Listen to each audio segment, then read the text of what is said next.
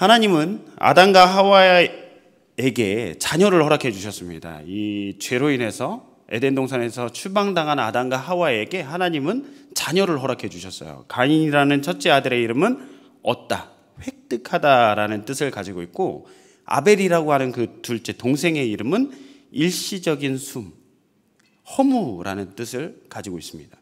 가인과 아벨이 하나님께 제물을 드림으로 인해서 성경에서 처음으로 제사라는 어떤 형태적인 언급이 제일 처음 언급되는 부분이 4장의 내용이에요. 구약의 제사는 예배를 가리키는 거죠. 가인과 아벨 모두 부모님인 아담과 하와를 통해 하나님이 누구이신지, 하나님께 어떻게 예배를 해야 하는지에 대해서 배웠을 것입니다.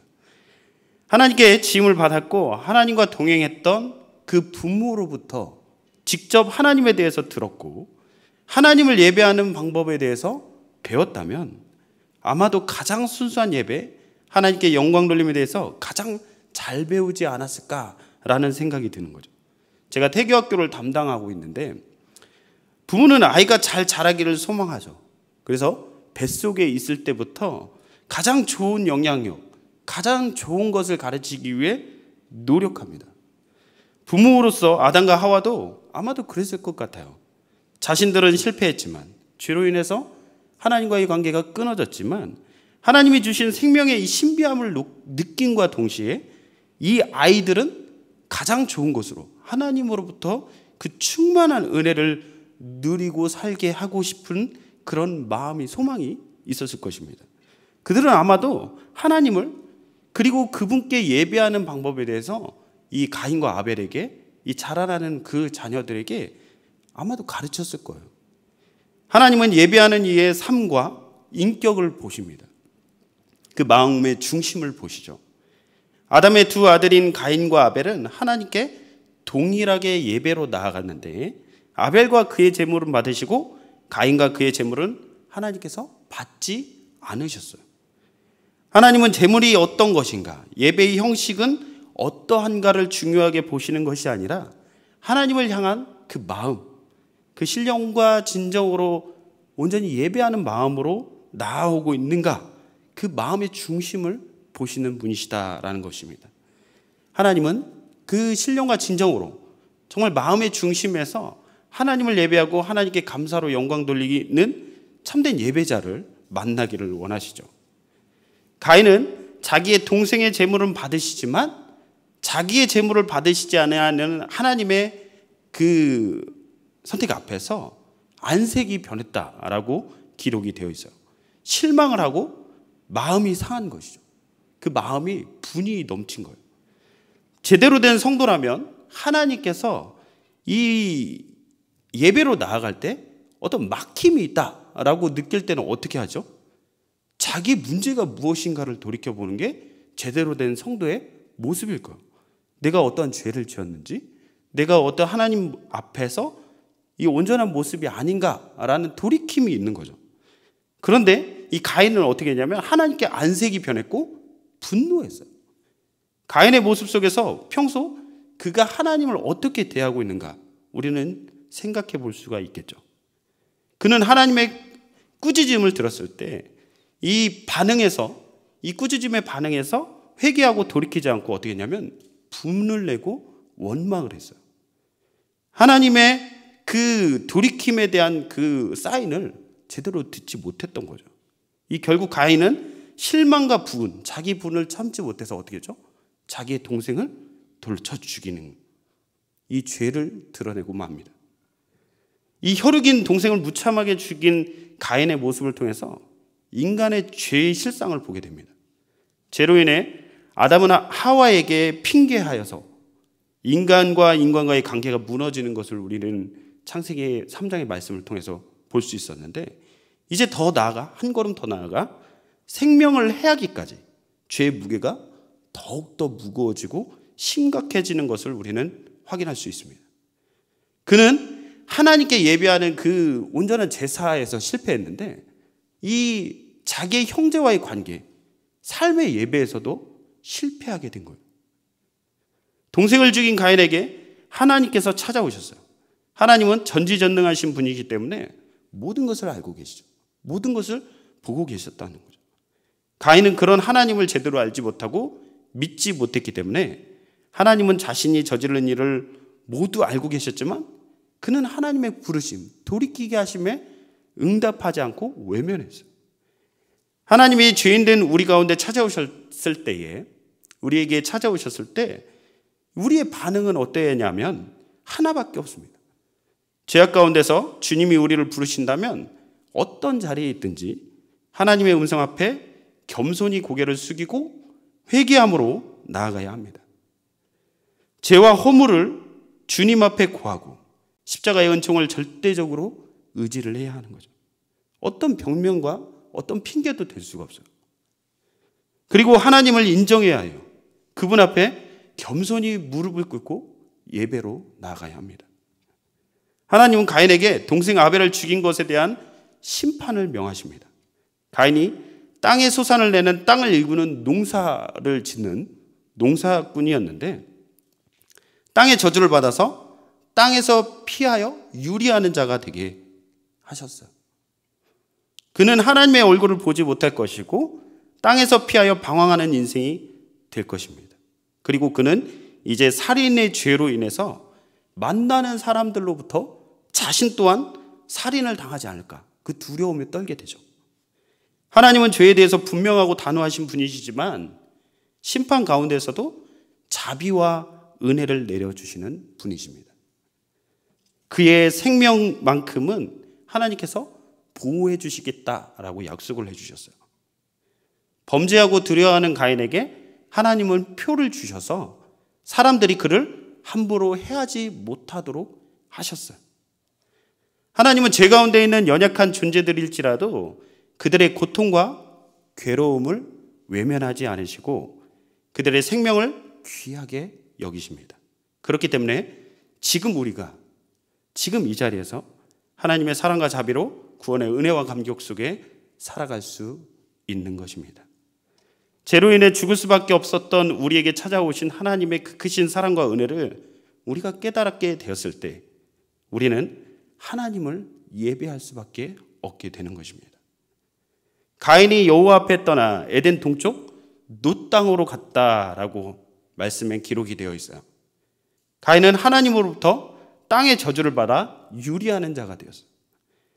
가인이 여호와 앞을 떠났다라는 의미는 단순히 어떤 장소에서 다른 곳으로 에덴의 동쪽편으로 떠났다라는 의미도 있겠지만 영적인 상태, 그 하나님을 예배해야 할 그 하나님의 백성으로서 영적인 상태 또한 하나님으로부터 점점 멀어져 갔다라는 의미를 담고 있습니다. 하나님과 멀어진 가인의 모습은 어느새 하나님을 향한 그 예배하는 모습을 찾아볼 수 없는, 그 예배의 온전한 행태를 찾아볼 수 없는 그런 모습이 되죠. 그가 놋 땅에서 아들 에녹을 낳았습니다. 가인이 성을 쌓고 그 이름을 아들 에녹의 이름을 따서 에녹성이라 이름하였어요. 이 성은 자신을 보호하기 위해 필요한 것이죠.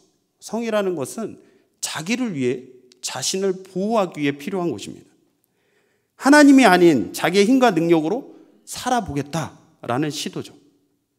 하나님의 인도와 보호하심 아래 살아가야 할 인생이 하나님 없이 살아가게 되면 자신의 능력으로 설 수 있을 것으로 여기나 결국 이 교만과 어리석은 생각은 이 헛된 것임을 금세 또 알게 됩니다. 하나님의 인도와 보호하심 없이는 우리는 단 하루도 살아갈 수 없는 연약한 존재들이에요. 우리가 살아갈 힘은 하나님을 인정하고 그분과의 인격적인 관계 속에서 하나님과 교통 가운데 살아갈 수 있는 것입니다.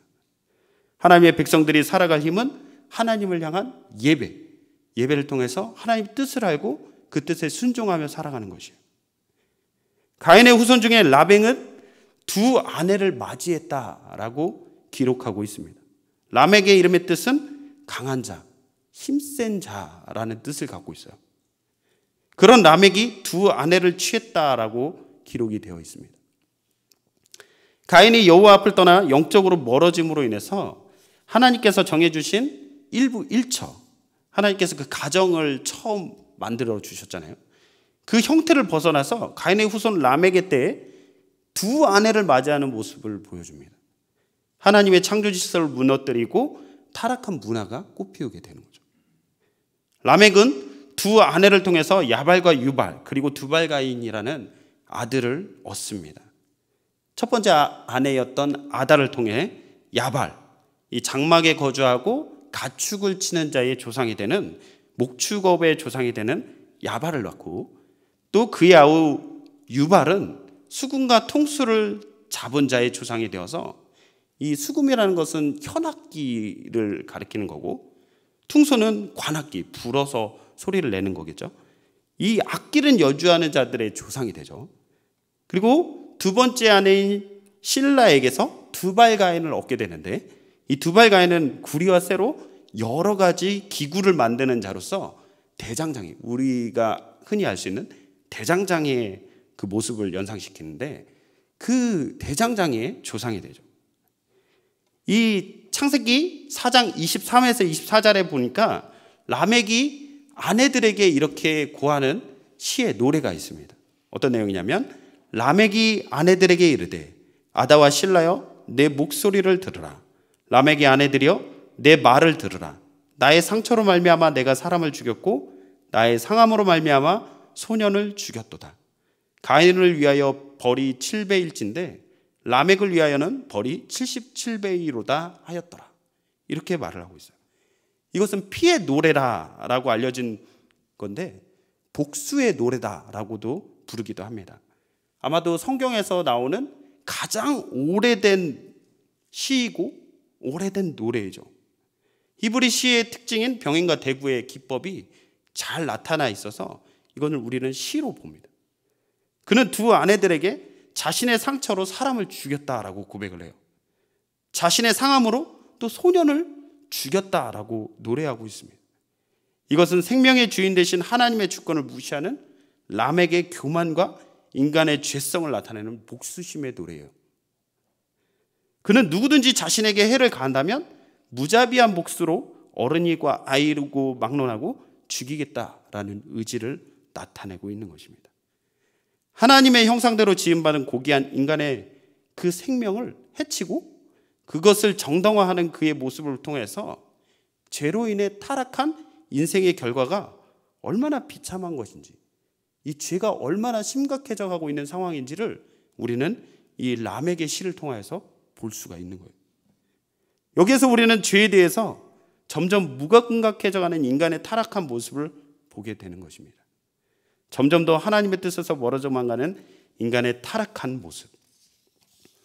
첫사람 아담으로부터 불과 몇 세대 지나지 않았는데 이 라멕의 자녀를 통해서 그들은 인간의 문화, 아까 이 유발은 퉁소와 또 이런 어떤 수금을 잡는 자의 조상이 되었다고 하고, 또 두발가인은 이 대장장이의 조상이 됐다고 그랬잖아요. 인간의 문화를 더욱 편리하고 이롭게 하며 문명을 발전시켜 나갔지만 그와 함께 어떤 것이 더 커져갔냐면 하나님을 향한 적대가, 죄가 더욱더 커져만 갔어요. 더욱더 심각해져가는 모습을 보게 되는 거죠. 이러한 모습들은 우리가 살아가는 시대 가운데서도 계속해서 나타나고 있습니다. 문화는 발전하고 인간의 삶의 편리함을 추구하며 살기 좋은 환경을 만들어가는 것 같지만 그 가운데서 영적인 가치들은 점점 멀어져 가고 있어요. 아담 이후의 인류는 가인과 라멕의 후손으로부터 문화를 꽃피우고 발전된 인간 사회를 만들어 가지만 하나님 보시기에 너무 한탄하실 정도로 죄로 얼룩져 가고 있고 하나님의 뜻에서 점점 멀어져 가는 모습들을 보게 됩니다. 하나님을 예배하기 위해서 하나님의 영광을 위해 창조된 인간의 목적이 하나님을 배반하고 하나님의 뜻에서 멀어짐으로 인해서 하나님을 예배하지 않고 자신의 만족을 위해 살아가는 모습들로 변질되어 가고 있는 거죠. 사회는 점점 더 발전하고 인간은 그 편의와 윤택한 삶을, 그 삶의 질을 위해서 날마다 개발을 하고 있어요. 많은 제도와 법이 정비되고 있지만 그 모든 것 가운데서 하나님의 뜻에 반하여 나아가고 있는 것이 무엇인지를 우리는 심각하게 고민을 해볼 필요가 있는 것 같습니다. 우리 사회의 발전과 개인의 진보가 하나님을 배신하고 하나님의 뜻에 반하는 방향으로 나아가지 않도록 늘 우리의 삶의 목적을 분명히 하고 영적인 가치에 집중하여 늘 깨어서 날마다 하나님의 뜻을 찾는 우리 성문교회 모든 성도들의 삶이 되기를 간절히 소망합니다. 가인과 그의 후손들의 방종과 타락으로 물들어가는 모습 가운데서 하나님은 이 창세기 3장 15절에 약속하셨던 그 원복음을 잊지 않고 그 여자의 후손을 통하여서 구속에 대한 그 메시지를 잊지 않고 계속 그 역사를 이루어 나가시는 것을 볼 수가 있어요. 이 아벨을 대신해서 하나님께서 셋을 아담에게 주시는데 이 인류 구속을 위한 거룩한 하나님의 뜻과 섭리를 펼쳐나가시는 방법인 거죠. 셋은 아담이 그의 나이 130세 때, 이거는 창세기 5장 3절에 기록이 되어 있습니다. 이 130살 때 낳은 아들이에요. 셋은 지정하다, 안정되다 라는 이름의 의미를 가지고 있어요. 그 첫 번째 아들이었던 가인, 그 이름은 뭐냐면 유리하고 피하는 자였다면 이 셋은 정해졌고 안정됐다라는 뜻을 가지고 있는 거죠. 그리고 이 셋의 아들을 통하여서 이 에노스 때에 비로소 어떻게 했냐면 오늘의 본문의 말씀에 나오는 것처럼 하나님의 이름을 불렀다라고 기록이 되어 있습니다. 하나님을 향한 그 예배가 회복되었음을 알 수가 있는 거죠. 성경에서 하나님의 이름을 불렀다라는 뜻의 대부분은 하나님을 예배할 때에 쓰이는 그 언어입니다. 에노스는 누가복음 3장에 나오는 예수님의 족보에도 기록될 정도로 이 믿음의 계보를 잇는 인물이죠. 가인의 후손들이 성을 쌓고 악기와 무기를 개발하는 문명을 개발해 나아가는 그 모습을 보여주는 동안 하나님께서 세우신 세세 후예를 통해서 하나님께 예배를 통해 하나님의 나라를 세워가고 있음을 우리는 볼 수가 있습니다. 많은 사람들이 하나님을 떠나 자신들의 세상을 건설하지만 끝까지 하나님을 섬기는 이들이 하나님을 예배하는 사람들이 지금도 여전히 있습니다. 우리에게 소망은 예배의 회복이죠. 어둠이 가장 짙은 것 같은 이 세상 가운데서 하나님께서는 셋을 허락하여 주셨고 그 자손을 통해 하나님을 예배하는 공동체를 만드신 것처럼 세상이 죄로 얼룩지고 삶의 모든 가치가 하나님의 뜻과는 전혀 반대되는 곳으로 향해 가는 것 같은 이 시대 가운데서도 하나님은 여전히 하나님을 예배하는 자들을 남겨주셨습니다. 그런 하나님이 하나님의 뜻을 이루시기 위해 이끌어 가시는 하나님의 백성들이 여기 모여 예배하는 우리 성문교회 모든 성도님들이 되기를 간절히 소망합니다. 세상은 자꾸만 허물을 이야기하죠. 소망이 없다라고 이야기를 합니다. 더 좋아지지 않을 거다라고 전망을 내놓기도 합니다. 교회에 대해서도 교회 안에서도 그런 전망을 내놓고 있어요. 그러나 지금도 여전히 하나님은 살아계시고 하나님의 백성들을 통해서 온전한 예배가 회복되도록 인도하고 계십니다. 우리의 삶 속에 하나님을 향한 모든 공적 예배가 살아나야 하며 우리의 삶의 예배도 회복되어야 할 것입니다. 공적 예배가 어둠의 시대 가운데서 본질을 잃지 않고 바른 복음이 선포되고 그 예배를 통하여서 하나님의 영광과 임재가 온전히 누려지게 될 때에 우리 각 성도들의 삶을 통하여서 삶의 예배도 회복됨으로 인해서 이 어둠이 짙어져 가는 이 시대 가운데 빛으로 다시 변화의 바람으로 이 부흥의 불꽃으로 타오르게 될 것입니다. 어제 들었던 이야기를 해드리고 싶습니다. 요즘 목사님들과 집사님들 몇몇 분들과 함께 자전거를 탑니다. 자전거가 참 좋은 것이 이 건강, 저희가 살이 좀 많이 빠졌잖아요, 그죠? 많은 사람들이 저 많이 살 빠졌다라고 이야기를 해주시는데 건강에도 참 좋은데 저는 자전거에 굉장히 막 철학을 두고 설명을 하거든요. 이 한 목적을 향해 달려갈 수 있죠, 그죠? 저는 항상 제가 이제 좀 주도적으로 이렇게 모아서 이 한 목적지를 딱 정해놓고 거기까지 갔다 와야 된다 이렇게 막 강조를 하는 편인데 한 목적을 향해 달려요. 그리고 그 목적지에서 어떤 것을 먹고 하든 나누든 귀한 교제가 일어난다라는 거예요. 제가 이제 오늘은 짬뽕을 먹으러 가자 이렇게 얘기했는데 그 문을 닫았어요. 그러면 냉면을 먹고 막 이러거든요. 근데 목적을 했던 건 아니었지만 그래도 그 먹는 가운데 제가 막 합리화를 어떻게 하냐면 무엇을 먹는 게 중요한 게 아니라 누구랑 먹는 게 중요한 겁니다. 막 이렇게 얘기를 하는데 그런 거죠. 좋은 교제가 일어나는 거예요. 자전거 타는 것을 합리화하려는 것이 아니라 좋은 한 일화가 있어서 좀 소개를 해드리고 싶어서 이렇게 서두로 말씀드립니다. 우리 멤버 중에서 한 분이 예전에 경험했던 것을 소개해 줬어요. 어제 목사님과 이렇게 차를 마시면서 담임 목사님과 차를 마시면서 했던 이야기였는데 허락을 받고 하는 말씀입니다. 네, 직장에서 이제 자전거로 출퇴근을 했다고 합니다. 자전거로 출퇴근을 하는데 그 직장까지 가는데 양화대교를 건너야 하는데 새벽에 이제 양화대교로 자전거를 타고 가는데 겨울이었던 것 같아요. 가방과 핸드폰 그리고 신발이 가지런히 놓여 있는 것을 보고 주변을 보니까 한 청년이 다리 난간 그 밖으로 나가서 난간을 붙잡고 자살을 하려고 서 있는 것을 보게 되었다고 합니다. 집사님은 당황하지 않고 그 청년을 잘 설득을 했다고 합니다.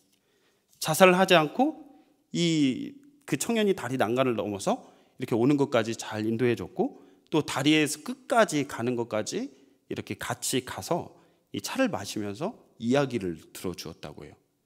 생활의 어려움 때문에 잘못된 선택을 하려 했으나 겁이 나서 망설이고 있을 그때에 그 집사님을 만난 거죠. 그 집사님이 친구를 살린 거예요. 지금도 그 청년이 연락을 하고 있는 것 같은데 잘 살아가고 있다라고 이야기를 해주셨어요. 하나님을 믿는 그 생명의 소중함을 아는 한 사람으로 인해서 한 사람의 생명이 살아난 거예요. 그리고 저희가 몇 주 전에 또 월요일 날 이렇게 목사님들과 이렇게 자전거를 타고 가다가 이제 김포로 이제 먼 길을 돌아서 오다가 김포로 오는데 체력이 다 된 거예요. 굉장히 힘든 상황 가운데 길 중간에 사고가 난 자전거길이 부딪혀가지고 사람이 쓰러져 있었어요. 그것을 목격했을 때 누구도 망설이지 않았어요.